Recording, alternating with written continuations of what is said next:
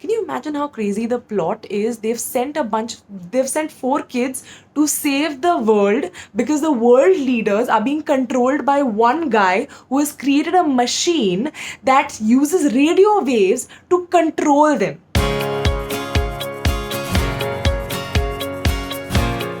Hi, I'm Divya Mehta. I'm your virtual librarian, and I'm here with another set of recommendations. Now, today I'm going to be recommending The Mysterious Benedict Society. It's by Trenton Lee Stewart. Okay. Now, you might have heard of the show. It's based on the series on the novel, and trust me when I tell you that the books are amazing. If you like the show, the books will blow your mind. So please try them out. This is what the story is about, for those of you who don't know about either. So our main character is Rainy Muldoon. He grows up in an orphanage and he's extremely smart. So he doesn't gel with the other kids. He's often bullied and he feels left alone. So his only comfort is actually his Tamil tutor. Now, what happens is one day he comes across this newspaper that says, "Are you a gifted child looking for special opportunities?" Now he's intrigued and he doesn't know what to do. So he just decides, what could go wrong, and he decides to go for it. Now, what it ends up being is actually a series of tests in this faraway building in the middle of a city.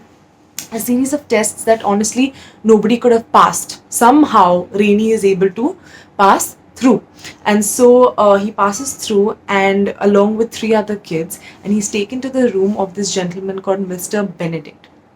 And this is what Mr. Benedict tells him. Okay, now the 4 of them are extremely special. They've passed the test and they've been brought together to catch a supervillain, to create a team that catches a supervillain. Now, Mr. Benedict says that the world is in crisis, that there exists a machine that is using children's voices to transmit radio waves across the world, which can actually put a thought in your mind and you will feel like you thought of it and you're going to do it. So essentially it's telepathy, but via radio waves. The person is not even in front of you. And so what Mr. Benedict suspects is someone has created this machine, is using children's voices to transmit these waves, to put thoughts into the minds of world leaders. And what they've actually seen is that a lot of people are disappearing across the world as well. Not only that, they're also seeing that world leaders are acting really weird. They're doing really strange things. So this is what Mr. Benedict thinks, that someone is actually planting thoughts in their minds. Now, what these 4 kids are supposed to do is that Mr. Benedict thinks that there is actually a faraway school based on an island where the man who owns the machine actually recruits children, extremely sensitive children whose voices can be used for the machine.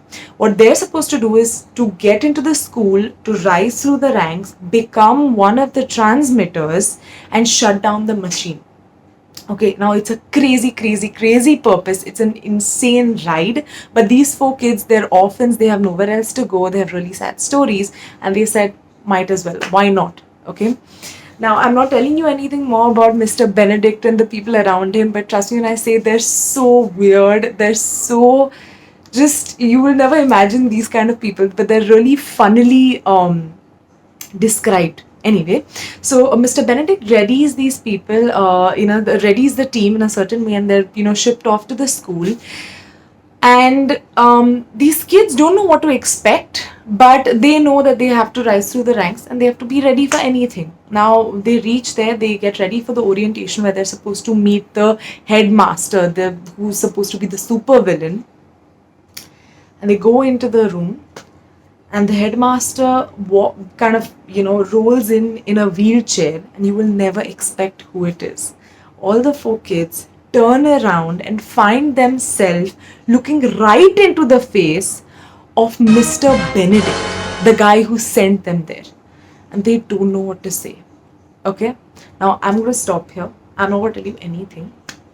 Just know that this is just the starting of a series of mysteries in that book itself. I'm not even talking about the entire set of books. In that book itself, there's so many turns, so many rounds, but it's so interesting because as they rise through the ranks, they find out more and more about what the machine does, how it works, what is going wrong, and who is the supervillain, who's the man, and why does he have Mr. Benedict's face.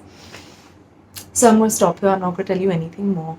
All I'm going to say is, even though it's based on a show, please don't check out the show first.